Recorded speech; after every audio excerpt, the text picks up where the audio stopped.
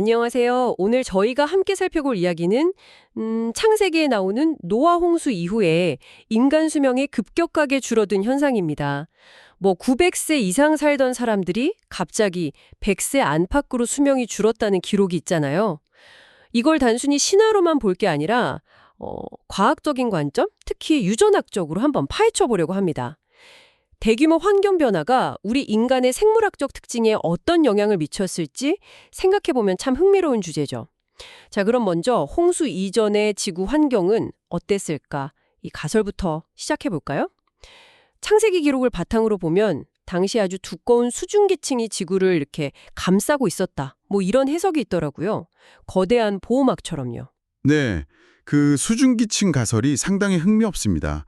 만약 그게 사실이라면 당시 환경이 지금과는 완전히 달랐을 거라는 거죠.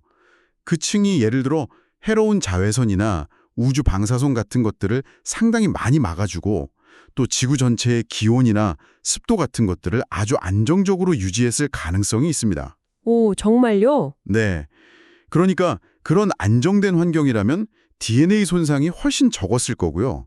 이게 바로 고대 인류가 그렇게 오래 살 수 있었던 어떤 배경이 아니었을까 이렇게 추론해 볼 수 있는 거죠. 와, 900년 넘게 살 수 있는 환경이라니 진짜 상상하기가 좀 어렵네요. 그런데 그 노아 홍수로 인해서 만약에 그 가상의 보호막, 그 수증기층이 사라졌다면요. 그야말로 엄청난 변화가 있었겠는데요. 그렇죠. 그야말로 대격변이었을 겁니다. 수증기층이 없어졌다면 지구 표면은 이전보다 훨씬 더 강력한 태양 자외선이나 우주 방사선에 직접적으로 노출되기 시작했겠죠. 아, 직접적으로요? 세포가 분열할 때 복제 과정에서 오류를 일으키는 주요 원인 중 하나거든요. 특히 그 염색체 끝부분을 보호하는 텔로미어라고 있잖아요. 아, 네네. 그 신발끈 끝에 플라스틱 같은 거? 맞아요, 그거요. 그 텔로미어의 손상을 막 가속화시켜서 세포 노화를 촉진하게 됩니다. 게다가 이렇게 급격한 환경 변화가 오면 생존을 위해서 좀 더 빠른 세대 교체가 유리했을 수도 있고요. 빠른 세대 교체요? 네, 이게 자연스럽게 평균 수명 단축으로 이어졌을 가능성도 생각해 볼 수 있습니다. 단순히 자외선이 늘었다는 것만으로 수명이 거의 19토막이 났다는 건데 이게 진짜 엄청난 변화잖아요. 혹시 이런 환경 변화랑 장수의 관계, 이걸 좀 뒷받침할 만한 실제 자연계의 사례 같은 게 있을까요? 아주 재밌는 동물이 하나 있습니다. 바로 벌거숭이 두더지쥐인데요. 벌거숭이 두더지지요. 이름이 특이하네요. 네, 이 동물은 거의 평생을 햇빛이 들지 않는 땅 속에서 삽니다. 그런데 다른 설치류에 비해서 훨씬 오래 살고요. 암에도 거의 안 걸리고 심지어 DNA 복구 능력도 아주 뛰어나다고 알려져 있습니다. 와, 신기하네요. 그러니까 외부의 유해 요인으로부터 보호받는 그런 안정적인 환경이 생명의 연장에 얼마나 중요한지를 보여주는 거죠. 이걸 이제 반대로 생각해보면 홍수 이후에 인류가 맞닥뜨렸을 그런 급격한 환경 변화, 특히 자외선 증가 같은 것들이 수명 단축에 큰 영향을 미쳤을 수 있다는 점을 좀 시사하는 거죠. 그렇군요. DNA 손상 외에 또 다른 요인도 있지 않았을까요? 환경 변화가 꼭 유전자 자체를 바꿔야만 영향을 주는 건 아닐 것 같은데요? 네, 정확합니다.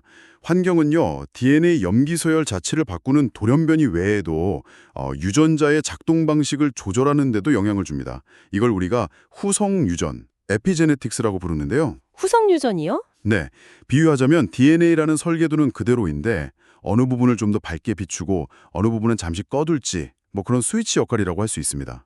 그런데 이런 후성 유전적인 조절이 불안정해지면 생물학적 노화가 빨라질 수 있거든요.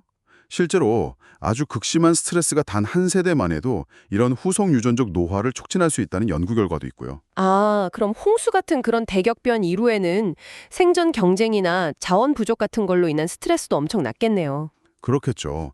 식량 부족 문제, 급격한 기후변화에 적응해야 하는 문제, 이런 사회적, 심리적 스트레스가 만만치 않았을 겁니다. 이런 만성적인 스트레스는 우리 몸의 염증 반응을 높이고 결국 생리적인 노화를 가속화시킨다는 점도 고려해야 합니다. 그리고 또 하나, 성경에 보면 홍수 이후에 처음으로 무지개가 등장하잖아요.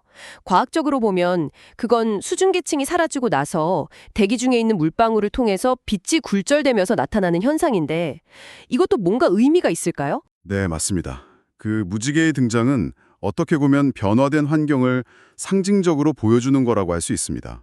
이전과 같은 그런 보호막은 이제 없어졌지만 대신 새로운 자연 질서 속에서 살아가야 한다는 것을 의미하는 거죠. 물론 성경에서는 이를 하나님의 언약의 징표로 해석하고요. 자, 그래서 종합적으로 좀 정리를 해보면요. 노아 홍수 이후에 인간 수명이 줄어든 것은 아마 어느 한 가지 원인 때문이라기보다는 여러 요인이 복합적으로 작용한 결과일 가능성이 높습니다.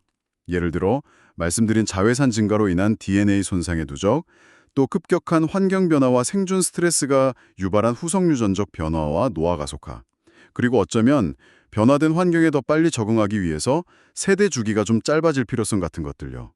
이런 것들이 복합적으로 작용했을 거라는 과학적인 설명이 어느 정도 가능해 보입니다. 네, 듣고 보니 정말 흥미로운데요. 근데 또 한편으로는 그렇게 짧아진 수명이 오히려 인류가 전 세계로 퍼져나가고 다양한 환경에 더 빠르게 적응하는 데 유리했을 수도 있다는 그런 시각도 있다면서요. 네, 그런 진화 생물학적인 관점도 있습니다. 세대 교체가 빨라지면 그만큼 유전적 다양성이 증가할 기회가 많아지고 이게 급변하는 환경에 대한 적응력을 느낄 수 있거든요. 결국 이 분석은 성경의 기록과 과학적인 추론이 반드시 서로 막 대립하고 충돌하는 게 아니라 오히려 인간 생명과 환경 사이에 그 복잡한 상호작용을 각기 다른 언어와 관점에서 설명할 수 있다는 걸 보여주는 것 같습니다. 네, 과거에 이런 거대한 환경 변화가 인간의 생물학적인 시간에 어떤 영향을 미쳤는지 생각해 보는 것이 어쩌면 현재 우리가 겪고 있는 기후변화나 여러 환경 문제들이 미래 인류에게 어떤 영향을 줄 수 있을지 좀 더 깊이 고민하게 만드는 것 같습니다. 이 질문을 청취자 여러분께 남겨드리면서 오늘 이야기는 여기서 마무리하도록 하겠습니다.